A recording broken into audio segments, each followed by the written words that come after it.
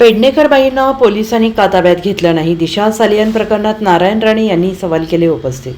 दिशा सालियनच्या वडिलांनी मुंबई हायकोर्टात याचिका दाखल केलेली आहे. याचिकेमध्ये शिवसेना ठाकरे गटाचे नेते आदित्य ठाकरे आणि किशोरी पेडणेकर यांच्यावर देखील आरोप करण्यात आला आहे. त्यामुळे आता वातावरण चांगलंच तापलेलं असून आरोप आणि प्रत्यारोपाला सुरुवात झालेली आहे. आज भाजप नेते नारायण राणे यांनी या प्रकरणात पत्रकार परिषद घेत काही सवाल उपस्थित केले आहेत. सतीश सालियन यांच्यावर दबाव होता. घरी पेडणेकर ताई जायच्या आणि इतर लोक जायचे. आम्ही कधी त्यांच्या घरी गेलो नाही. ते दुःखात होते आणि त्यावेळी त्यांना पोलीस मदत करत नव्हते, आरोग्य विभाग मदत करत नव्हता, डॉक्टर बदलले गेले, रुग्णवाहिका बदलली.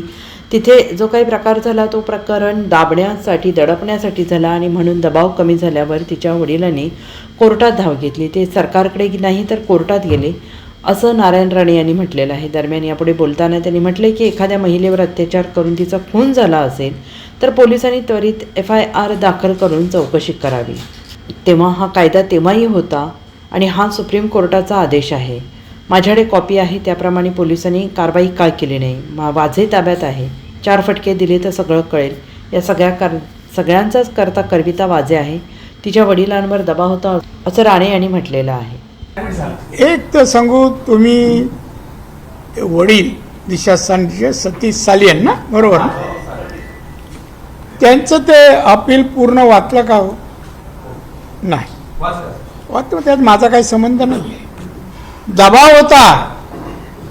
दबाव कोणावर होता? कोण घरी जायच्या, पेडणेकर ताई जायच्या आणि काय त्यांच्याबरोबर जायचे, त्यांचा दबाव. आम्ही कधी त्यांच्या घरी गेलो नाही. दबाव आणावं अशी त्यांची परिस्थिती नव्हती. दुःखात होते. त्यांच्या मनात नसताना नाला हो म्हणावं लागत होतं आणि त्यावेळेला त्यांना पोलीस यंत्रणा पण मदत करत नव्हती. अन्य डिपार्टमेंट पण, आरोग्य विभाग मदत करत नव्हतं. डॉक्टर बदली जायचे, पोस्टमॉर्टमच्या वेळेला गेले, रुग्णवाहिका बदलली, रेग्युलर नाही.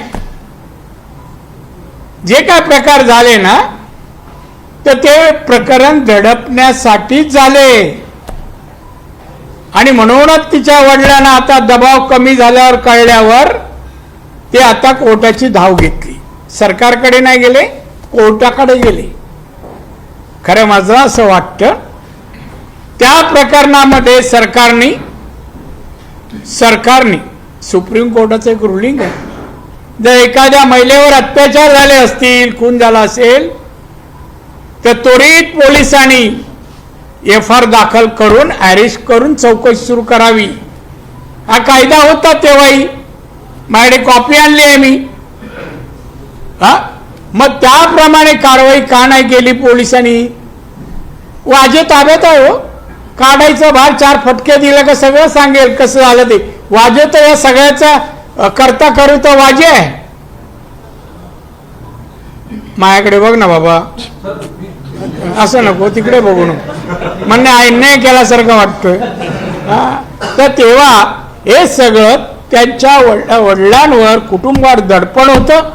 त्यांना कोणाची मदत नव्हती. आम्ही पण तिथपर्यंत पोचलो नाही. म्हणलं यंत्र ह्याच्यामध्ये हस्तक्षेप नको. नाही तर शेवटी पत्र इथे अमुकाचं राणे नाव दिसलं काय असतं, मग ते जास्त हेडलाईन वगैरे येतात. तेव्हा आम्ही जवळ गेलो आणि त्यामुळे हे प्रकरण तेव्हाही अजूनही त्या दडपणाच्या बाहेर ते वडील आणि आई वगैरे आले नाहीत. आणि म्हणून मी आता या सरकारला सांगेन, आता कोर्ट जेलतून निर्णय देईल, पण आतापर्यंत जे एव्हिडन्स आले त्याच्या आधारे FIR दाखल करा, अरेस्ट करा. काय भाषा बदलली हो. आता या 1 महिन्यामध्ये किती फेऱ्या झाल्या मुख्यमंत्र्यांकडे. आणि आता आम्ही नागपूरची कुठेही हे स्टेटमेंट कोणाचं समर्थन दिली नाही. आता आम्हाला द्यायची गरज नाही. मातोश्रीवरूनच कळलं का तुम्हाला कोणाचं समर्थन आणि कसं करतात? हे घाबरू नये. तरी सुटणार नाही.